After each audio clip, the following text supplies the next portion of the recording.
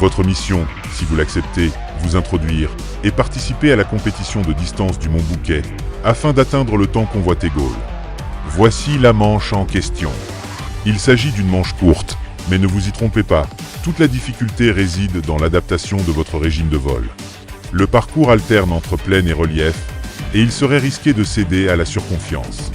Voici maintenant la fin des points, tant ainsi que le goal, votre objectif final.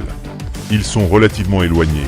Les possibilités de poser étant limitées, il sera donc prudent de prendre suffisamment d'altitude avant de vous engager vers le goal.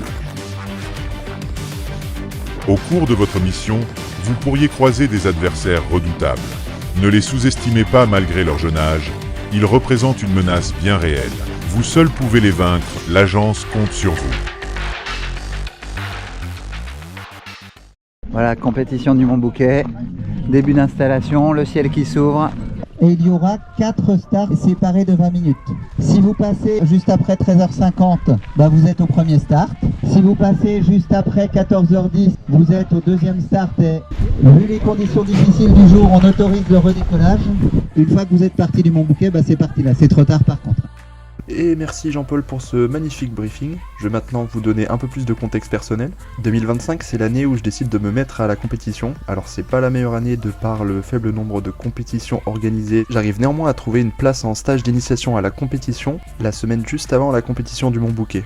Et cerise sur le gâteau, on arrive à s'inscrire au Mont Bouquet tous les deux avec Sidoine, mon acolyte de toujours, avec lequel j'ai appris à voler. Pour la première manche de cette compète, je vous avoue que je suis un peu sceptique, les prévisions sont pas exceptionnelles et le matin on a un ciel qui est très couvert et assez bas. Néanmoins le ciel s'ouvre, devient beaucoup plus appétissant et les ouvreurs nous montrent que la manche va pouvoir se faire. Grâce à ce super outil qui s'appelle XCStat, on va pouvoir revivre la manche. Alors il n'y a pas toutes les traces, mais on voit que quelques pilotes ont réussi à prendre le premier start, mais la grande majorité des pilotes prendra le deuxième. Alors je fais un début de vol absolument terrible, je manque de poser, j'ai trouvé l'extraction particulièrement difficile. Finalement j'arrive à m'extraire, puis l'heure du start approche, l'excitation augmente, et je vous avoue que ce début de course a été l'un des moments de parapente les plus incroyables depuis mes débuts. 14h10 de DE, normalement le deuxième start est fait et je vois qu'il y a pas mal de monde qui est parti sur celui-là. On est chez les cow-boys ici. De retour au relief, on fait quelques tours dans un thermique avec 5 ou 6 autres pilotes avec lesquels on se lâchera plus jusqu'à la balise suivante. C'est un groupe plutôt dynamique qui avance bien. C'est en arrivant à la deuxième balise, la balise en pleine, que le groupe va se séparer. On arrive à l'ombre, on est entre 800 à 1000 mètres sol, donc pas si haut que ça, et en plus les ouvreurs nous annoncent quelques gouttes de pluie en aval. Les thermiques ont vachement perdu en puissance et quelques pilotes prennent à peine le temps d'enrouler avant de poursuivre la manche. Je prends le temps de faire quelques tours de plus qu'eux, mais j'ai pas trop envie de me faire distancer, donc je les suis derrière. Ça marchera pas. C'est quelque chose que je vais très vite regretter. À partir de ce moment-là, les thermiques seront vraiment très rares et très faibles. Donc ça ressemble plus à une longue chute qu'à vraiment un vol. On rebondit en essayant de prendre tout ce qu'on peut, mais on va poser quelques kilomètres après cette balise. Mais le ciel va se réouvrir et devenir beaucoup mieux à peu près une demi-heure après, et un deuxième groupe de pilotes qui aura pris le temps de repasser par les avant-reliefs du Mont Bouquet va nous passer juste au-dessus de la tête.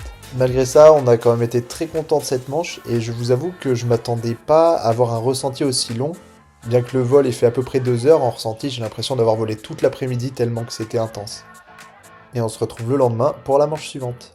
Je vais aller cueillir le raisin là, c'est pour ça qu'on a posé ici. C'est ma parcelle viticole. Balise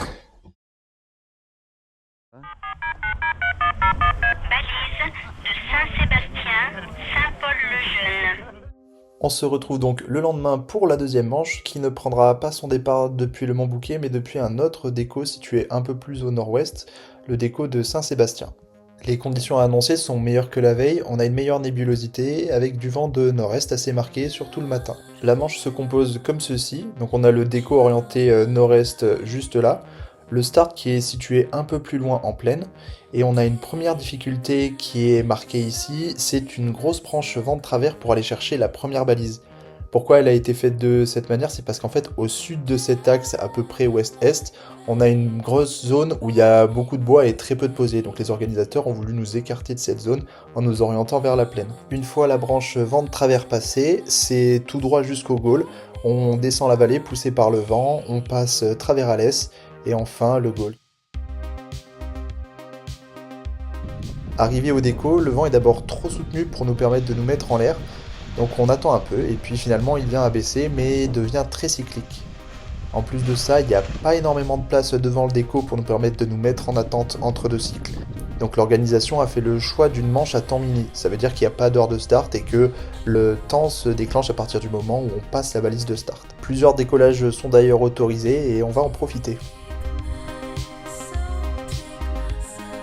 En effet, cette manche est plutôt mal engagée pour nous. On décolle dans les premiers, mais les conditions sont très petites, et ce qui fait qu'on commence par un tas.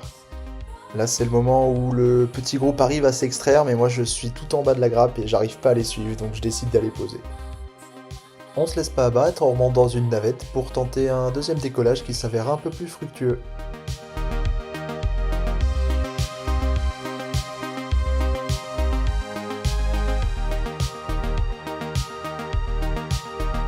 Avec un groupe, on va toucher une première fois le start, mais en revenant au relief, on perd énormément d'altitude et je le sens pas du tout d'aller m'engager dans cette grande branche de vent de travers. Avec plusieurs pilotes, on revient au déco pour reprendre un peu plus d'altitude et aller retoucher une deuxième fois le start avant de repartir dans la branche vent de travers. Et ça a été une plutôt bonne décision parce que cette ligne a été l'une des pires lignes de ma vie avec du -3, -4, voire -5 en continu pendant plusieurs minutes.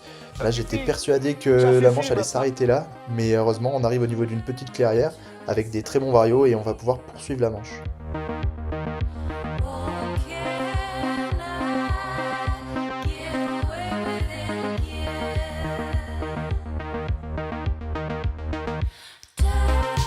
Au moment de se lancer en plaine, moi je suis plutôt à l'arrière du groupe et je vois que je touche quelque chose qui est assez consistant que tout le reste du groupe néglige.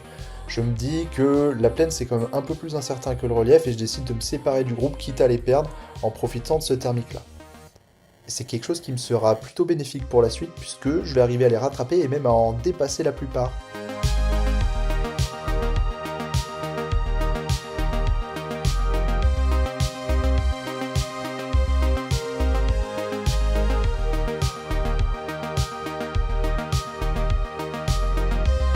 Et la notion de course prend tout son sens quand on se retrouve à quelques kilomètres du goal avec deux autres pilotes full barreau, côte à côte, pour essayer de se doubler finalement, même si ça n'a pas vraiment d'intérêt ici, puisque c'était une manche à temps mini, c'est quand même hyper plaisant. Voilà, en tout cas c'était une super expérience que je peux que vous conseiller. On était trop contents de ces 2 jours de manche. Et j'en profite pour placer un grand merci au club d'Aller sans l'air et à toute l'organisation, puisque organiser une compète cette année-là, c'était vraiment pas facile. Donc merci beaucoup. Merci aussi à vous si vous êtes arrivés jusque-là, puis je vous dis à la prochaine. Ciao, ciao. Franchement, les compètes pour ça, c'est quand les conditions sont belles, c'est bien. It's so easy. Merci à toi.